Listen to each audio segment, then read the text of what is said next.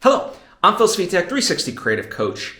And when I was in college, one of the best lessons that my professor, patton-spruill, taught me was the importance of keeping a short film to 5 minutes or less. And yes, that includes the credits. First, it's much cheaper to produce, right? The less screen time you have, the less money, in theory, you are spending, right? So there's that. Number two, it becomes a lot easier to get people to sign on board. That includes cast and crew because of the time commitment, right? Anything that's longer then takes multiple days to film and so forth, right? And that's a big ask for people, especially if you're trying to do it on the cheap. So having a short film becomes a lot more feasible in terms of your budget and getting people on board. Also, the third point, it allows you to experiment, right?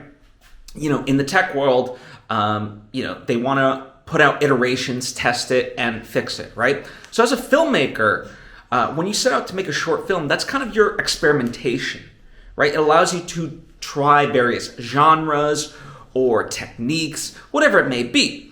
And it allows you to do that when you keep a film to 5 minutes or less. It allows you to complete it much faster than a 15-minute short film, a 20-minute short film, a 40-minute short film, right?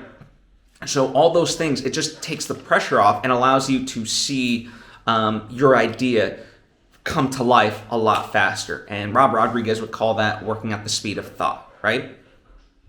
The other thing is that it forces you creatively to tell a very compelling story, right? By having that time restriction, it forces you to maximize your time. And therefore, whether as a cinematographer, as a director, a writer, an editor, it forces you to write succinctly, right? And I use the word write in all facets of that because, from a visual standpoint, from a dialogue standpoint, from an acting standpoint, all those things come into play to make sure that time is maximized. Because when you're allotted more time, we think, right, as the filmmakers, that things can be forgiven and we'll just put in the scene because it's interesting. But when you're creating something that has to be 5 minutes or less, you quickly learn how time goes by, and if you're not maximizing it, it can get very boring. And that's not to say that you can't have quiet scenes, and things that linger, and that everything has to be like cut, go, go, go.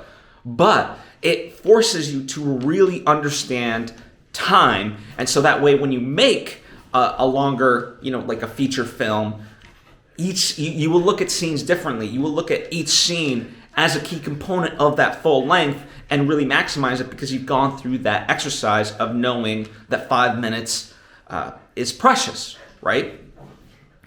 And as part of that, it just eliminates fluff, right? It gets rid of the boring parts for you just naturally. And the other thing is when it comes to the completion, number one, it becomes a lot easier for people to see. Festivals can schedule a short film that's 5 minutes or less a lot easier than it is to schedule a film that is 20 minutes. Just by the way it works, right? Screening times, because you can get more short films clustered together when they're 5 minutes. It's not to say that you can't do it with a 20-minute short film, but it's just generally a lot harder, right? And by that extension, if you plan to just self-distribute, put it up on YouTube or sell it through Vimeo or something like that, chances are it's a lot easier for people to commit when it's 5 minutes or less, right? Where they can say like, oh, okay, yeah, sure, I'll watch that, as opposed to something that's 25 minutes. They're taking a shot in the dark, so to speak. And when it's 25 minutes, that's in theory a big commitment, but 5 minutes, not as much. And so these are some of the benefits of why a 5 minute short film works over a longer short film.